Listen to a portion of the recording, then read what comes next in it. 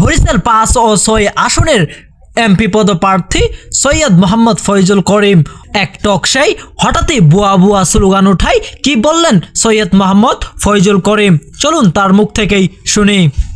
রহমতুল্লাহ সাহেব, একটু আমরা কথা শুনি। ভাই কথা শোনেন। আরে ভাই কথা বলতে দেয়।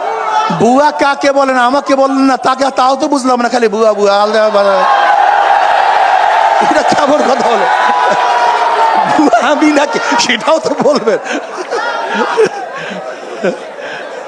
প্লিজ বলুন। হ্যাঁ আচ্ছা শোনেন, একজনে বলছে হাত পাকা বুয়া। কই কে বলছেন হাত পাকা বুয়া? এই কে বললেন হাত পাকা বুয়া?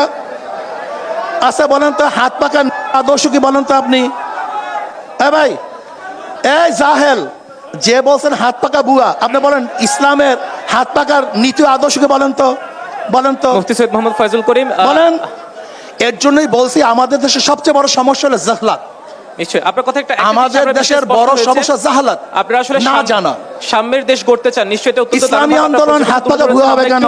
আমরা একটু এই রক্তের মধ্যে এক ফোঁটা হারাম নাই। তোমরা যাদের পিছনে আছে তার রক্ত হারাম ভরা। আপনার কাছে আমরা আবার এই রক্তের মধ্যে হারাম নাই, বাবার রক্তে হারাম নাই, দাদার রক্তে হারাম নাই। আর তোমরা যারা রাজনীতি করো, যারা রাজনীতির সাথে জড়িত আছে, যারা যেখানে যাও, প্রত্যেকের আপ টু টাউন সব হারামে ভরা। এখন বলেন তো আমি বুয়া না কে বুয়া? আমাকে বলেন।